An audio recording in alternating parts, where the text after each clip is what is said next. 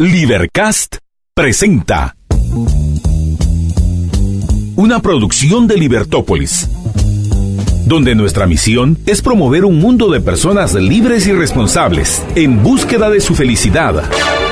Creamos valor innovando, analizando y transmitiendo información e ideas. Día a día encontrarás los episodios de las emisiones correspondientes a nuestros programas. Contravía, todo a pulmón. Contravía por la tarde, más negocios y Liberviernes.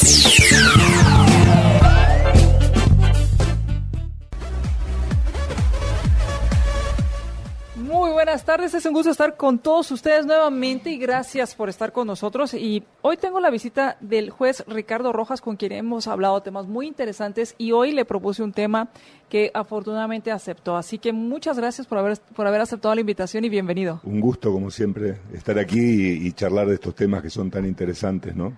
Claro, y más que me gusta aprovechar cuando usted viene de visita a Guatemala para, más que hablar de la coyuntura política, me gusta hablar del fondo que lleva a esa coyuntura política. Hemos hablado acerca de la dictadura de las Cortes y por qué se da esa dictadura de las Cortes y cómo evitarla. Y hoy me gustaría que habláramos acerca del lawfare, o lo que se conoce la guerra de la ley, o utilizando la ley. Y para empezar me gustaría que nos explicara de dónde viene este término y qué significa. Bueno, por un lado, tal vez un poco antes, sería interesante ver cómo se ha visto la división de poderes en los distintos sistemas desde que la división de poderes se ha considerado importante, ¿no? Porque vos sabés que se puede considerar que los poderes están divididos por el órgano o por la función, ¿no? Por ejemplo, en el esquema de división de poderes de Francia, por ejemplo, se entendió que la división de poderes es que cada órgano, cada poder es independiente de los otros y ninguno se puede meter en el otro. Por eso, por ejemplo, para juzgar actos de la administración, en Francia hay un Consejo de Estado que no es un tribunal judicial, es un tribunal del Poder Ejecutivo, con una cantidad de garantías de independencia y de imparcialidad, pero que no es poder judicial, es poder ejecutivo. En la visión anglosajona de la división de poderes, el poder se define por la función. O sea, todo lo que sea juzgar lo hacen los jueces, todo lo que sea legislar lo hacen los legisladores, todo lo que sea ejecutar lo hace el ejecutivo. Y entonces ahí, en la tradición anglosajona, cualquier problema judicial que exista lo van a resolver precisamente los jueces del Poder Judicial. El sistema anglosajón, en el sistema anglosajón, el Poder Judicial tiene una función y una importancia y una tradición muy grande que hace que los jueces hayan sido bastante independientes, que en realidad al ser permanentes además no dependen de las coyunturas, no dependen de el manejo político. Hay jueces que son jueces y pasan 7, 8 presidentes y siguen siendo jueces, por lo tanto la posibilidad de poder influir sobre las decisiones judiciales son menores. Pero en general nuestros países han adoptado una forma de división de poderes al estilo anglosajón. Entonces, desgraciado, digamos, casi inevitablemente, a lo que se ha propendido, y hasta como una estrategia política, es a tratar de llevar a los tribunales cualquier discusión, incluso las discusiones sobre cuestiones políticas. ¿No? Por ejemplo, tradicionalmente se entendía que hay ciertas funciones del Congreso que no pueden revisarse judicialmente. Por ejemplo, si la Cámara de Diputados decide apartar a un miembro porque lo considera indigno, dice, bueno, esto es una cuestión política que incluye algo que solamente es un resorte del Congreso, esto no se puede judicializar. Con el tiempo lo que ha ocurrido es que se dijo, no, pero este señor tiene derechos. Eso pensaba. Claro. Ajá. Y tiene derechos y hay una constitución y hay leyes que hay que respetar, y los que hacen respetar las leyes son los jueces. Y entonces se empezó a admitir que pudieran incluso las cuestiones políticas ser discutidas en el Poder Judicial. Esto es bueno porque en realidad, nuevamente, si un funcionario público es sometido a una arbitrariedad por cuestiones políticas, tiene todo el derecho de buscar protección en el sistema judicial. Pero esto lamentablemente ha llevado a que se abuse de utilizar el sistema judicial con otros fines. a ver, sin querer menospreciar a los abogados, pero muchas veces sucede que los abogados utilizan con total legalidad, ¿no?, las herramientas que le da la ley para entorpecer un juicio, para dilatarlo, para que su cliente permanezca en libertad, etcétera, aprovechando las leyes, pero justamente se aprovecha de las leyes para buscar un fin que no es aquel para el cual las leyes fueron sancionadas. Y la política ha ido un poco por ese camino, es decir, se utiliza a los jueces para buscar efectos que no son los que la ley quiere proteger. Obviamente, todo el mundo quiere que haya elecciones limpias, que los candidatos que van a las elecciones sean impolutos, que las campañas políticas no sean fraudulentas.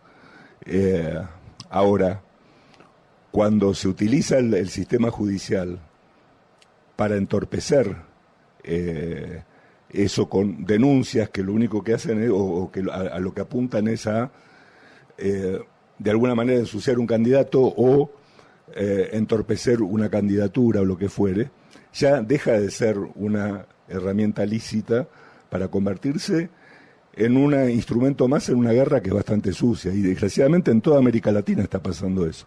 Pasa en Argentina, pasa en Guatemala, pasa en todos lados. Y entonces de ahí viene el término de lawfare. Claro, es decir, es utilizar la ley como un arma para poder, digamos, un arma más en la lucha por la discusión política y utilizar a los tribunales y a la discusión jurídica lícita de los problemas como una herramienta para, digamos, para buscar otros fines que no sean aquellos para los cuales las leyes fueron dictadas. Debería haber, digamos, tal vez uno de los problemas básicos con esto es que muchas veces las legislaciones en materia política generan una cantidad de recovecos que permiten este tipo de cuestiones, ¿no? Es decir, uno puede dictar leyes que tienen buenas intenciones y establecer requisitos o establecer condiciones que parecen importantes, pero que al mismo tiempo están generando la posibilidad de que puedan ser utilizadas para fines diferentes. Y entonces ahí se plantea esta cuestión, porque finalmente los tribunales pasan a ser, digamos, de alguna manera un convidado de piedra en una discusión que no debería pasar por los tribunales.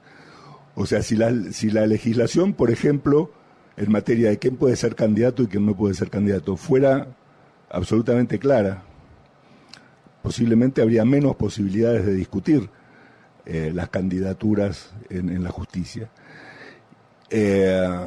Y si los tribunales fueran lo suficientemente independientes como para no admitir, digamos, demandas en cuestiones que no son realmente las, o que uno ve que apuntan a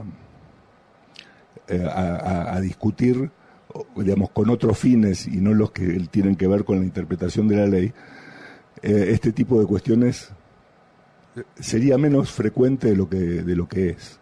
Porque incluso entonces las cortes serían, o los tribunales rechazarían este tipo de intentos y serviría de ejemplo o de señal para los demás que quisieran intentar hacer lo mismo. Y en este sentido la jurisprudencia es muy importante. Muchas veces discutimos en otras ocasiones el valor de la jurisprudencia y cómo desgraciadamente en Guatemala los tribunales superiores no tienen tal vez una jurisprudencia tan fuerte, o no es tan importante y tan fuerte la jurisprudencia para Guatemala como es para otros países, tal vez por este recambio cada tanto tiempo de los jueces de los tribunales superiores y de los tribunales en conjunto, con lo cual, digamos, cuando uno ya tiene decisiones que son firmes y que son claras, los tribunales automáticamente rechazan cuestiones que son meramente dilatorias. Cuando se admite rediscutir nuevamente cada vez los mismos temas, bueno, se generan incentivos. Todos nos manejamos por incentivos. Los políticos también son los que más conocen de incentivos. Y en la lucha política, el Poder Judicial se convirtió en un nuevo lugar donde esta lucha se puede llevar a cabo. Ahora, ¿cuáles han sido o cuáles, por lo general siempre hay ejemplos, y no sé si Guatemala vamos a hacer un ejemplo, pero un ejemplo de lo que debería hacerse versus un ejemplo de lo que no debería hacerse y cuáles han sido los resultados? Por ejemplo, si hablamos en materia de gobiernos, podemos aprender de lo que ha sucedido en Venezuela y por qué no llegar a lo que ha sucedido en Venezuela. ¿Qué ha sucedido en este tema del lawfare en otros países o en la región? Bueno, a ver, cuando una de las formas de evitar que estos problemas se generen es teniendo reglas de juego claras. Por ejemplo, cuando vos tenés una legislación sobre candidaturas o una legislación sobre financiamiento de los partidos, que es muy enrevesada porque vos tenés tantos miedos de que se cuele un mal candidato o de que venga un aporte espurio. Entonces la haces tan regulada, tal vez con buenas intenciones. Lo que está generando es que finalmente todos los candidatos terminen siendo cuestionados por algún u otro motivo. Históricamente la lucha política era mucho más privada, si uno quiere. Los partidos eran organizaciones privadas, tenían sus propias formas de organizarse. De dónde salían los recursos era un problema del partido, quién era el candidato era un problema del partido, y después la gente votaba. Hoy toda la actividad política está terriblemente regulada por la ley, y en todo el mundo, en definitiva, está generándose esta tendencia a judicializar cada vez más la discusión en cada elección. Porque bueno, Venezuela es un ejemplo extremo, pero prácticamente no hay país en la región que cada vez que hay elecciones no tenga problemas de este tipo. Serán más graves, menos graves, dependiendo de los candidatos del momento, de la legislación y del sistema judicial que tengan, pero la tendencia a politizar las elecciones, a judicializar las elecciones, es cada vez más frecuente. Ahora, Ricardo, tú decías que existen estos temores de que del financiamiento electoral, y Guatemala no fue la excepción. Pero cualquiera te diría, Ricardo, que esto es una reacción o esto es una respuesta a situaciones como el caso Odebrecht, en el cual se usa el dinero para financiar partidos y para obtener favores, o incluso que al final lo que hemos dado cuenta de la consecuencia de este tipo de leyes es que le dan campo abierto a los narcos, cuando se supone que también era para evitar que llegara tanto financiamiento para conseguir favores como financiamiento de corrupción o financiamiento de narcotráfico. El problema es que ese problema no tiene solución por el lado de regular a los políticos. En realidad, si los narcos sobornan políticos, es porque tienen un negocio garantizado monopólicamente por el propio Estado para hacer su negocio. Quitarle el monopolio y el político no va a ser necesario y nadie lo va a ir a sobornar. La obra pública de Odebrecht generó un negocio gigantesco porque el Estado es el que decide monopólicamente qué obra pública se hace.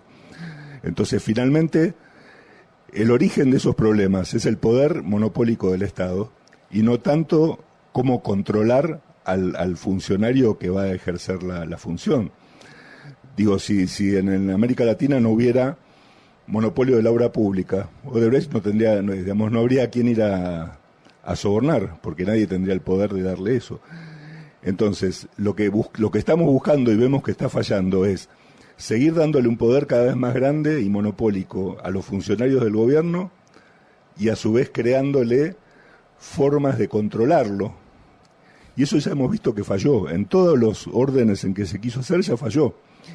Y entonces nuevamente la excusa es, vamos a controlar o vamos a judicializar minuciosamente cada una de las elecciones para garantizarnos que todos los candidatos van a ser impolutos.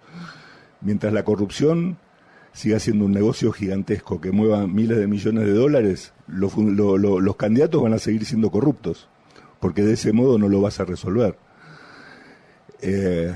Es medio brutal lo que debe decir, pero yo creo que finalmente tal vez sería mejor que cada uno se financie como quiera y no controlar nada, y empezar a eliminar aquellos nichos que le dan posibilidades de negocio o incentivos de negocio a través de los monopolios estatales. Es decir, si se atacara el tema que también lo hemos hablado muchas veces, el tráfico de drogas, los narcos no tendrían interés en venir a sobornar a ningún político. Ahora, mantener eso y a su vez tratar de controlar al gobernante, porque ese gobernante lo controla a su vez otro. Digo, todo en Guatemala parece que siempre termina en la Corte de Constitucionalidad. Entonces, hoy podemos hablar de los políticos cuestionados. Mañana hablaremos de los jueces de la Corte de Constitucionalidad. Si hay incentivos para sobornar o para corromper, lo va a haber con cualquier funcionario que tenga que controlar cualquier cosa. Y entonces, por lo que voy entendiendo, la idea porque esto fue algo que se habló y que se habló en su momento, recuerdo en el 2015, cuando surge todo este caso de la línea, surge todos estos casos de corrupción que ya conocíamos, pero no comprendíamos la dimensión de ellos ni los detalles de las mismas. Surge también un informe que hace la CICIG hablando del financiamiento electoral ilícito y diciendo que es como la fuente de la corrupción. Y es ahí donde existe el primer diagnóstico, un primer mal diagnóstico de la situación. A raíz de esto se crean leyes, se modifica la ley electoral y de partidos políticos donde entran todos estos recovecos. Cuando regresemos del corte, entonces, me gustaría hablar acerca de, si estamos hablando que hay elecciones, si estamos hablando que en este año hay también cambio de la Corte Suprema de Justicia y cambio de la Cámara creo que es de la Corte de Apelaciones, que van a ser elegidas a través de las comisiones de postulación, que después el Congreso decide quiénes son. ¿Qué te indica todo esto y cómo podemos hacer que realmente podamos tener elecciones transparentes? Uh-huh. Porque también otra de las preguntas que nos hemos hecho muchos es si al final es en la Corte donde se va a decidir o es donde se van a decidir el primer menú, y de eso nos van a decir, ahora elijan ustedes de lo que nosotros ya elegimos. Vamos al corte y regresamos.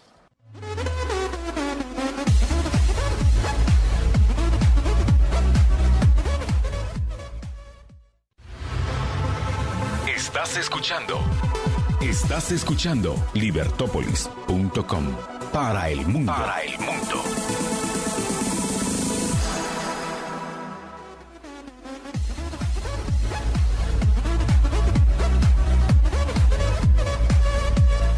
Regresamos a Contravía PM, les habla María Dolores Arias y estamos platicando con el juez Ricardo Rojas respecto al lawfare y cuál es o la judicialización de la política y cuáles son sus consecuencias. Hemos hablado acerca, nos explicaste acerca de cómo se dividen los poderes, que puede ser por órganos o por función, y hablamos acerca de este abuso del sistema judicial que en inglés se conoce como el lawfare, donde se utilizan a los jueces para fines políticos.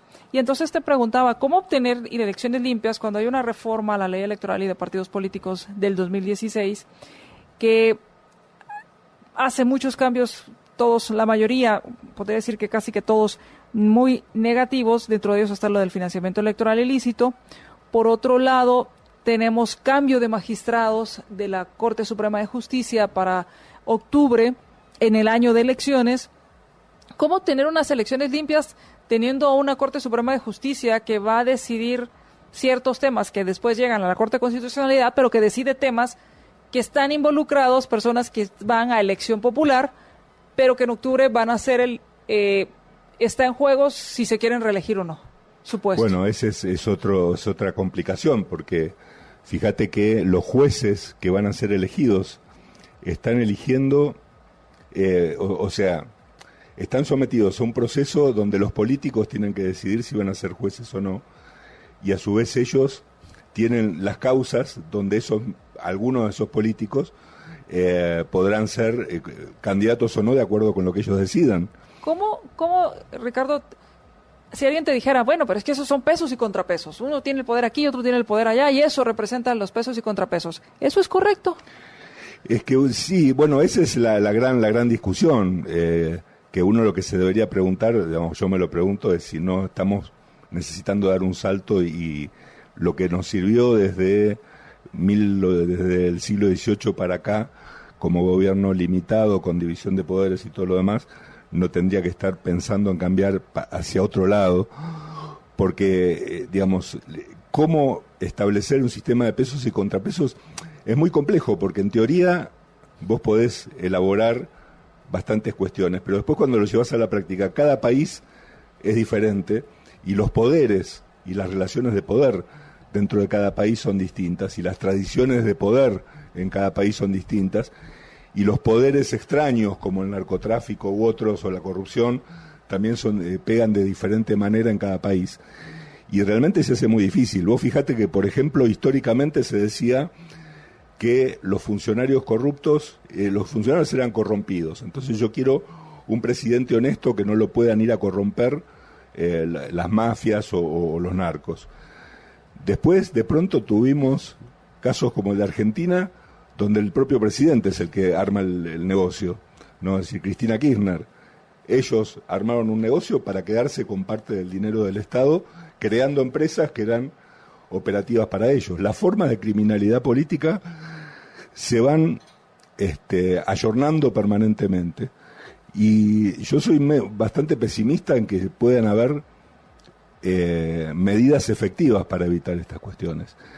Me parece que es importante tener el Poder Judicial lo más independiente posible para juzgar los crímenes concretos. Es decir, que si hay corrupción, el funcionario corrupto termine preso y el dinero se pueda recuperar en la medida de lo posible. Pero tratar de hacer acciones preventivas, usando al Poder Judicial como actor preventivo para tratar de evitar posibles actos de corrupción que por ahora son meramente conjeturales, me parece que es bastante difícil. No creo que funcione y de hecho no está funcionando en los países. Y por el contrario, lo que genera es un gran entorpecimiento porque finalmente hasta el último momento nadie sabe quién va a ser candidato, quién no. Se le da mucho poder a un grupo de jueces para que determinen quién va a ser candidato y quién no. Y todo lo que se quería evitar por un lado se lo está generando por el otro. Y en ese contexto yo prefiero finalmente con todos los problemas que eso también trae, permitir candidaturas y que la gente vote.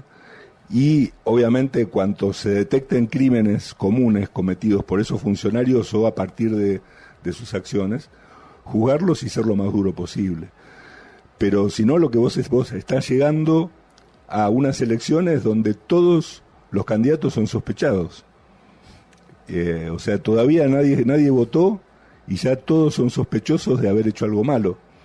Y todos están en la justicia siendo juzgados cuando todavía no hicieron nada, por lo que se los tenga que juzgar. Entonces, este tipo de situaciones que, como te digo, empezaron con muy buenas intenciones, es decir, vamos a llevar las garantías constitucionales a la discusión política para que sea lo mejor posible, terminó enrareciendo la discusión política.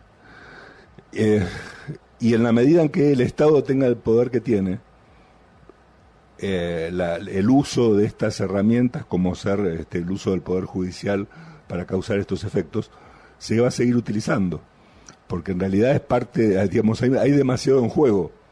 Cuando es vital saber si el presidente va a ser Juan o Pedro, en realidad va a haber mucha gente dispuesta a poner dinero para que sea Juan o que sea Pedro. Cuando el presidente no tiene tanto poder, los incentivos van cambiando. ¿Por qué el narcotráfico pone tanto dinero en una campaña política? Porque después tiene mucho que ganar, o muchos negocios que va a poder hacer. ¿Por qué los panaderos no hacen lo mismo? O empresas como Odebrecht, ¿por qué les interesa saber o tener candidatos o representantes, por así decirlo, en el Congreso? Y es porque hay un incentivo de tener a estas personas en un Congreso. Por supuesto, y porque en realidad el Estado tiene el poder de hacer obra pública. Y entonces, obviamente hay funciones que por ahora no se van a poder privatizar, pero en la medida en que el Estado asume cada vez mayor poder y mayores funciones, van apareciendo cada vez mayores grupos que quieren aprovechar ese poder para ganar dinero. Ahora, Ricardo, ¿cómo se puede hacer entonces que hayan tribunales más independientes? Porque voy entendiendo que este lawfare también se da porque hay tribunales que admiten que se discutan en sus juzgados temas meramente políticos y que no tienen que ver con el tema judicial, por así decirlo. ¿Cómo entonces hacer que estos tribunales vayan depurando o rechazando esto y también, si podemos decirlo, educando a la clase política? Bueno, ahí hay una vieja discusión que hemos tenido aquí cuando en algún momento se hablaba de la posible reforma constitucional del organismo judicial. Y la discusión era, bueno, digamos, yo por lo menos soy partidario, he visto cómo funciona y me parece que funciona bien, los sistemas donde los jueces son muy independientes del poder central. Y una de las formas de lograr esto es, por un lado, con la estabilidad de los jueces. O sea, el juez, te tomás todos los requisitos y los recaudos posibles para designarlo. Ahora, una vez que lo designaste, dura mientras dure su buena conducta. Obviamente, a ese juez hay que vigilarlo, y si hace algo malo, juzgarlo, echarlo y perseguirlo penalmente.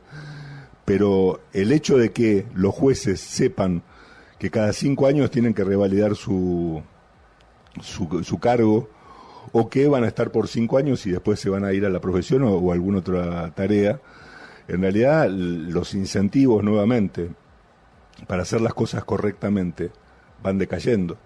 Si uno sabe que va a ser juez toda su vida y que ser juez es una profesión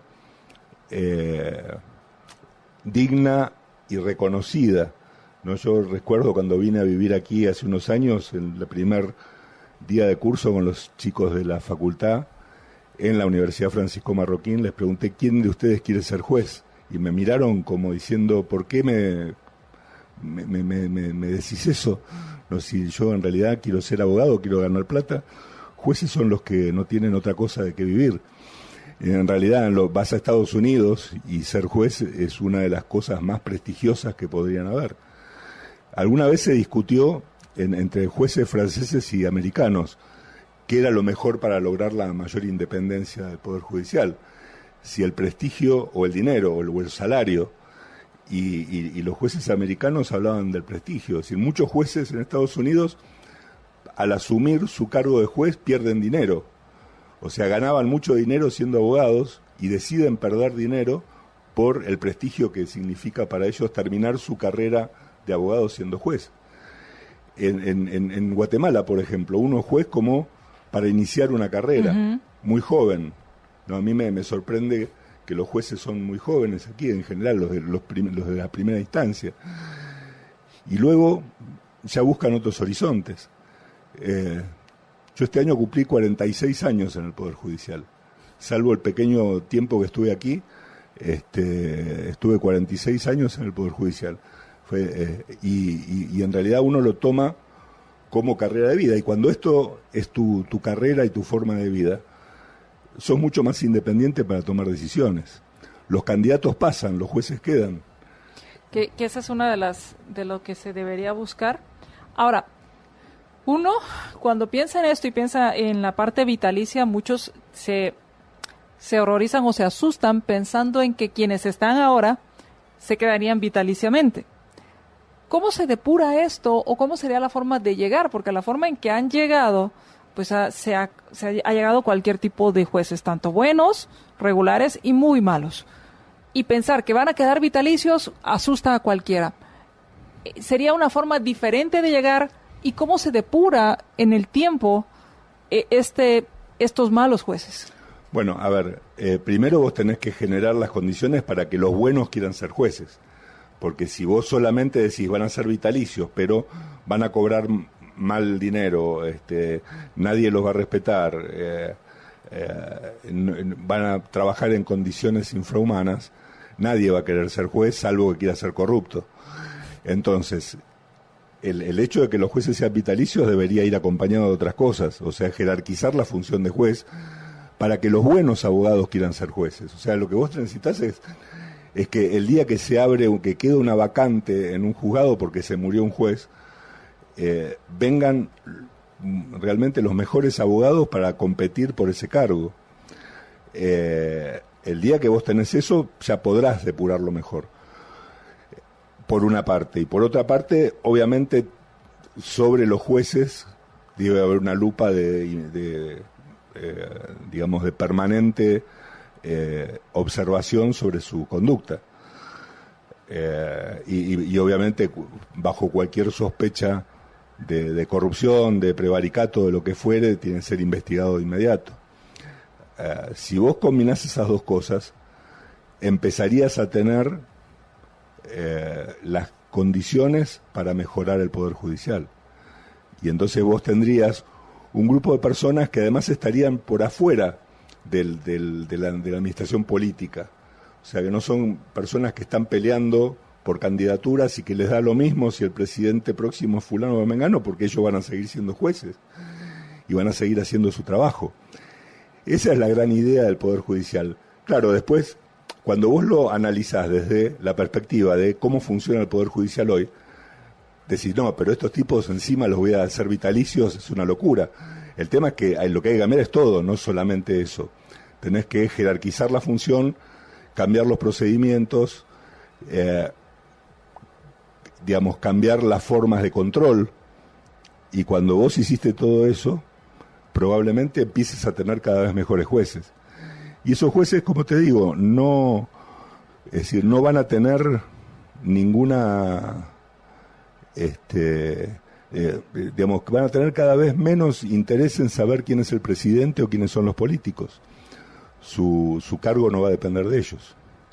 Como algo que sucedió en las elecciones anteriores, el Tribunal Supremo Electoral, por una cuestión de tiempos, resultó que le tocó organizar las elecciones del año pasado, de las elecciones pasadas, y ahora estas elecciones, lo cual le daba mucha independencia en las primeras elecciones. No tanto estas, pero sí en las primeras había una independencia casi que total. Claro. Porque independientemente de este presidente... Se iba a terminar el presidente antes que ellos. Exactamente, iba a entregar el poder antes que ellos. Ahora, vamos a ir al corte y cuando regresemos me gustaría que habláramos entonces de cuáles son los escenarios que uno puede tener si continúa esta judicialización de la política. ¿Hacia dónde nos puede llevar esto? Pensando en que, además de el visualizar que podríamos estar en un momento de elegir lo que ya eligieron a alguien más y que no es el votante el que decide quién va a gobernar, sino las Cortes, ¿cuáles son los escenarios que se vislumbran si continúa esta tendencia? Vamos al corte y regresamos.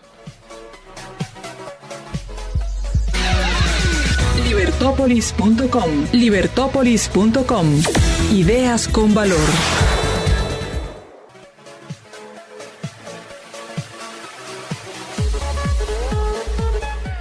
Regresamos a Contravía PM, les habla María Dolores Arias y estamos platicando con el juez Ricardo Rojas, quien ha aceptado muy amablemente estar con nosotros. Y quiero aprovechar para hablarles del Apparel Sourcing Show, que es la feria de la industria de vestuario y textiles de Centroamérica. Ahí vas a encontrar insumos de América Latina, Asia, Europa y Estados Unidos. Ahí vas a encontrar todo lo que tiene que ver con la industria del vestuario y los textiles. Y esto es a partir del 14 al 16 de mayo en Expo Center de Tikal Futura. Quiero agradecer a UFM Ediciones, que nos dio la oportunidad y nos ayudó a hacer todo el contacto y la logística para poder tener aquí en los estudios al juez Ricardo Rojas. Muchísimas gracias, Mayra. Y estamos platicando acerca del lawfare, acerca de ese abuso del sistema judicial para impulsar agendas políticas. Y te preguntaba, Ricardo, además de esa molestia que ya se percibe en los votantes de que va a ser la Corte quien decida por quién van a votar en lugar del mismo votante decidir, ¿qué más puede suceder en un escenario donde se mantiene este lawfare o se profundiza este abuso del sistema judicial? Bueno, hay una consecuencia que me parece que es lógica, y es que la gente buena y honorable no va a querer hacer política. Digo, si ya hoy por hoy meterse a hacer política, ya la gente te mira mal cuando vos decís, quiero ser candidato a diputado, porque dicen, y te vas a meter en ese ambiente horrible. Imagínate cuando además vos sabés que vas a ser candidato y que sos honesto y que tenés buenas ideas y que querés hacer cosas por el país, y sabés que mañana te van a denunciar de cualquier cosa horrible para tratar de evitar tu candidatura. O sea, este tipo de enrarecimiento de la actividad política que se logra cuando se judicializa todo y se somete a discusión hasta la vida privada de los candidatos, lo primero que hace es que los honestos se vayan. Porque ¿para qué voy a quedarme yo acá luchando en el barro para ganar qué?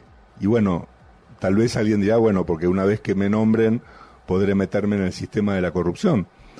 Pero la gente honesta va a perder el interés por participar en la política. De hecho, eso ya sucede en buena parte de nuestros países, ¿no? La gente realmente honesta o hace una pequeña...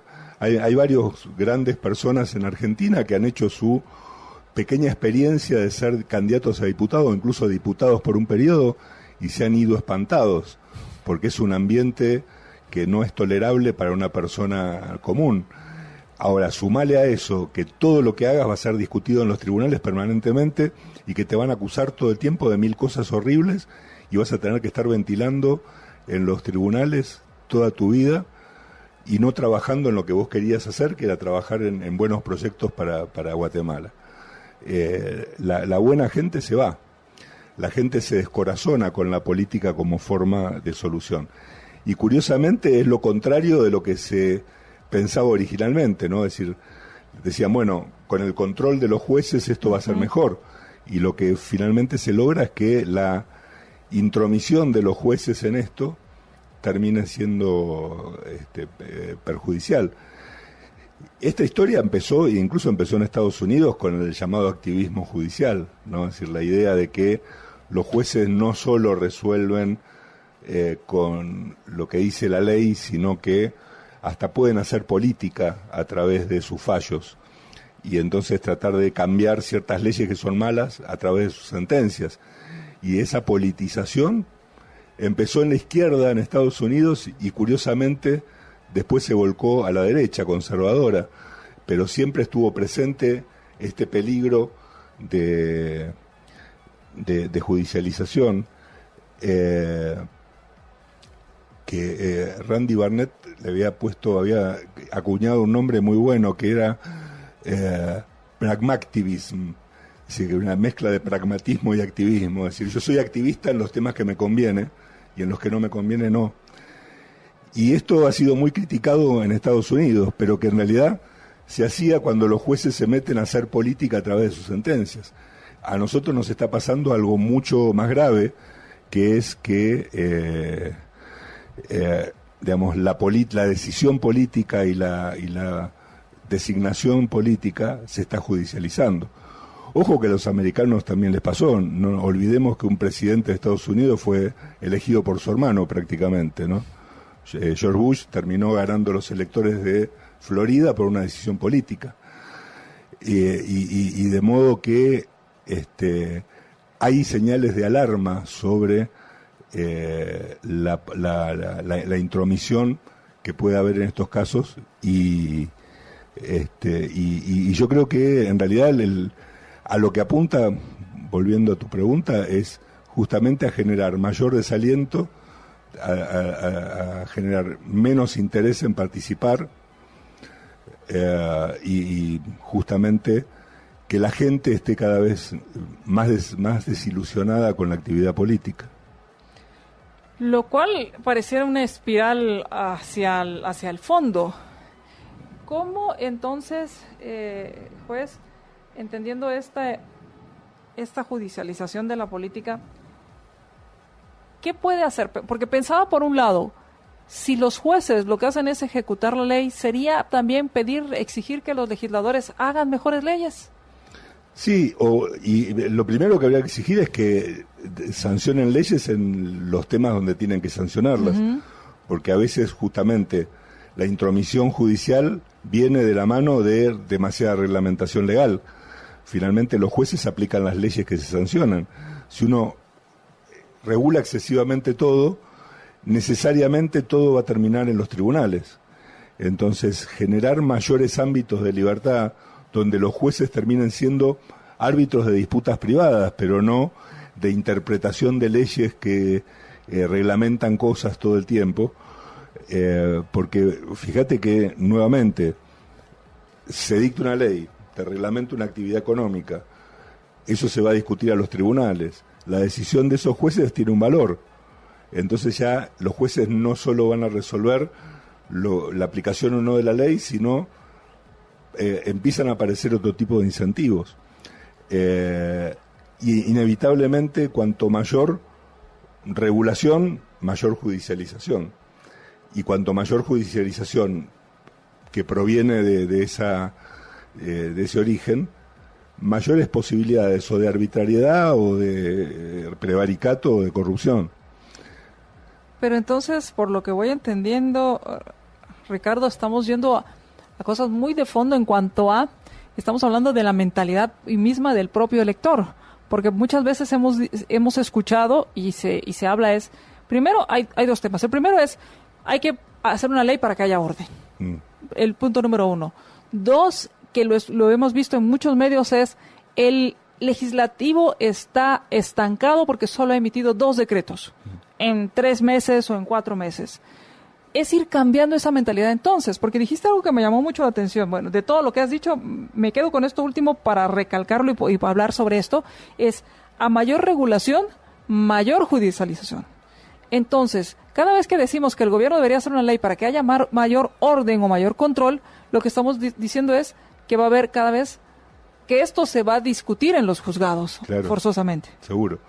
Bueno, hay un ejemplo histórico muy entretenido. Federico II de Prusia, el emperador, odiaba a los abogados, seguramente con buenos motivos, y decía, yo voy a elaborar un código, una ley que va a ser tan minuciosa que no van a hacer falta ni abogados ni tribunales, porque la gente solamente va a ir a ver mi código y va a tener la respuesta de todas las cuestiones.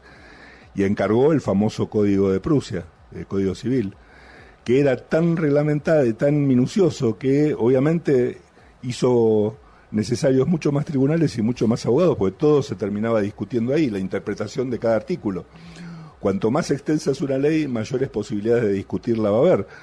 Cuanto mayor libertad tenga la gente para contratar libre y voluntariamente, cuando vaya a los tribunales va a ser solamente para que resuelva una disputa entre 2 personas por un contrato.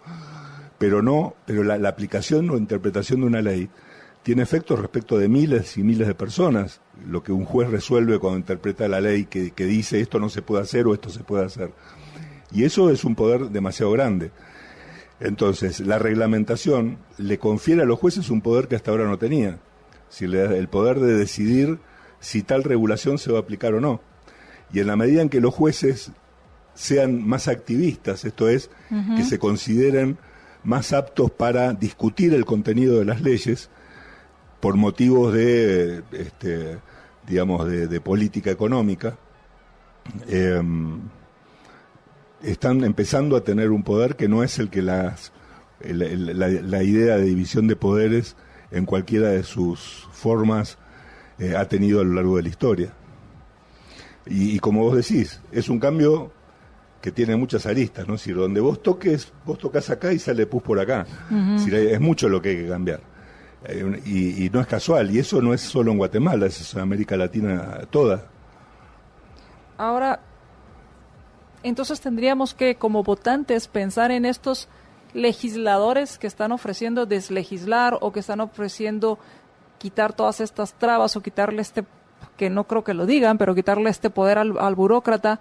¿Serían estos los que, o esto es lo que deberíamos exigirle a los diputados? Sí, vos fíjate, Guatemala tiene...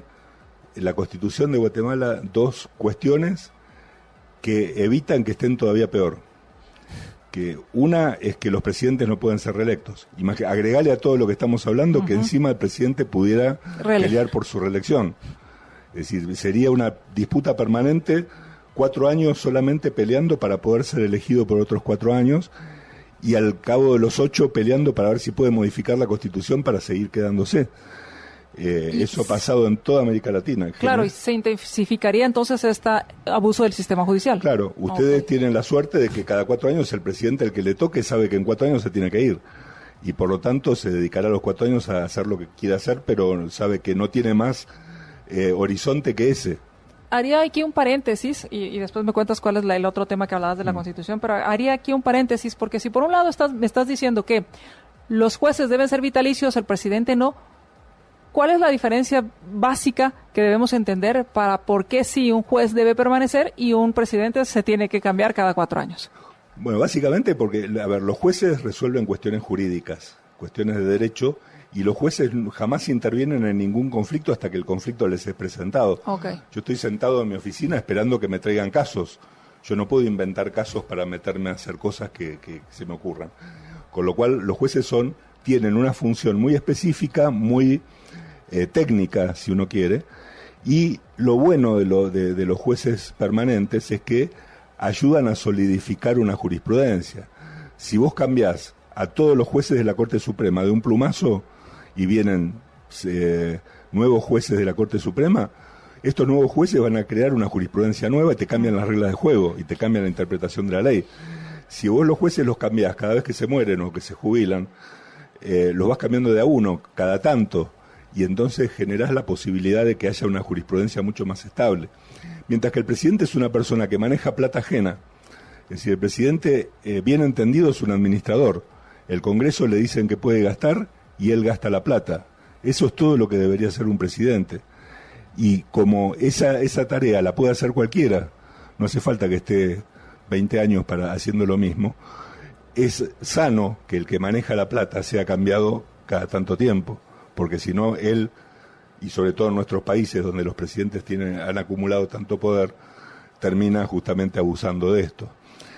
Ok, y ahora, ¿cuál era el segundo y el otro de la Constitución? El que ustedes tienen es una independencia bastante importante del Banco Central. La Argentina, estamos viendo un país de entre los 5 de mayor inflación del mundo, después de Venezuela y 4 dictaduras africanas, viene Argentina.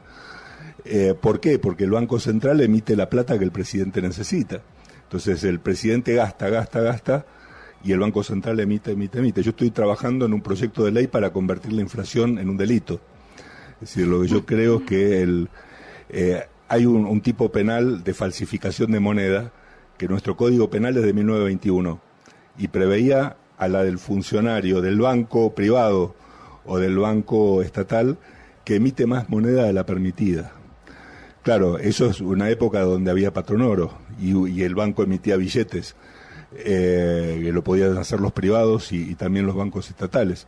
Eso quedó, nunca se aplicó más, obviamente, pero en sistemas de moneda fiat, donde el Estado tiene el monopolio de la creación del dinero, la emisión de dinero debería ser un delito, la emisión no autorizada. Y ustedes tienen la suerte de que el Banco Central es bastante independiente del presidente de turno, lo cual además tiene que ver con que cada 4 años se va. Uh-huh. Entonces eso no le permite tener el poder suficiente como para manejar el Banco Central. Pero yo he estado, cuando viví acá, he escuchado muchas veces políticos decir, bueno, pero sería bueno que el Banco Central le prestara plata al gobierno cuando el gobierno necesita, porque finalmente es para hacer obras en beneficio de la gente. El día que hagan eso van a terminar como Argentina. Y si siguen así van a terminar como Venezuela. O sea, una gran cosa, yo creo que tienen, esas dos cosas son muy importantes, y siempre he visto que hay gente que las quiere cambiar.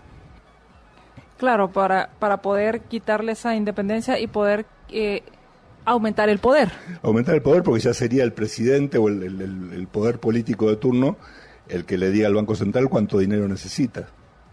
Y para concluir, Ricardo, ¿cómo calificas o cuáles son las características de una buena ley? Porque estamos hablando que si el juez interpreta las leyes y que si hay malas leyes se judicializa cualquier cosa, ¿cómo entonces entender una buena ley? Actualmente se están discutiendo varias leyes. Hay una que habla acerca de sobre aborto y habla sobre matrimonios del mismo sexo e incluso hay una iniciativa para declarar el Día Nacional de la Oración. ¿Cuál es una buena ley? Bueno, una buena ley, en primer lugar, es la que se sanciona porque es necesaria y no porque es buena.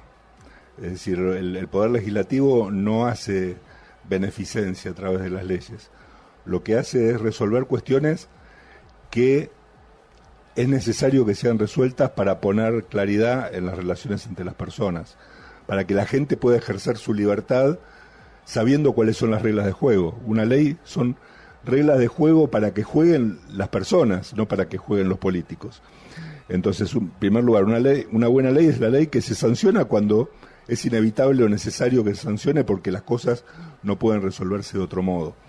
El Parlamento alemán, por ejemplo, tiene una reglamentación que tiene que firmar llenar cada legislador que propone una ley, donde, que típico alemán, son como 200 preguntas que tiene que contestar, pero lo primero que le van preguntando es, ¿hace falta que se sancione esta ley? ¿No podría resolverse esto de otra manera, por ejemplo, con una norma de menor grado, o por alguna forma de arbitraje, o por soluciones privadas? Esa es la primera pregunta, y me parece la pregunta central. O sea, el legislador debería ser, crear a través de la legislación reglas de juego. Las leyes tienen que ser impersonales, muy objetivas, no ser sancionadas para resolver problemas coyunturales. Es decir, se supone que una ley debería regir mucho en el tiempo. Las leyes que son minuciosas rápidamente pierden vigencia porque las condiciones cambian.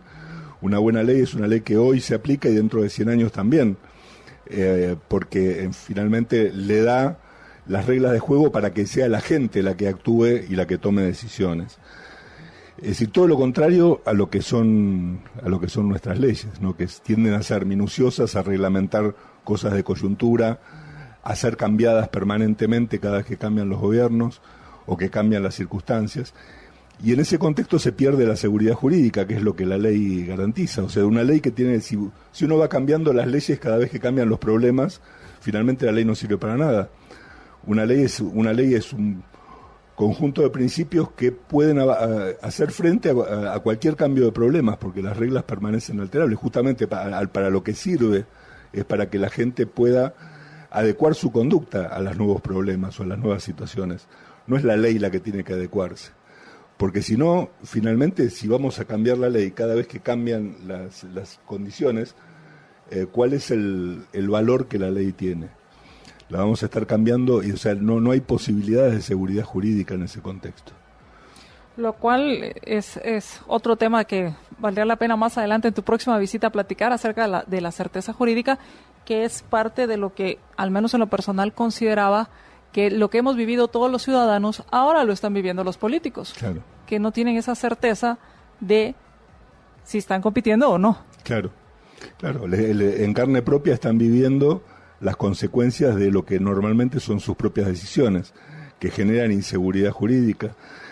Bueno, esto lo explica muy bien Bruno Leoni, ¿no? Y si uno ve el common law anglosajón, vivió durante siglos prácticamente sin leyes escritas, y las decisiones judiciales generaban jurisprudencia que se iba modificando muy lentamente, y la gente confiaba mucho más en la certidumbre que le daban ese conjunto de decisiones judiciales inalterables que la decisión de un legislador.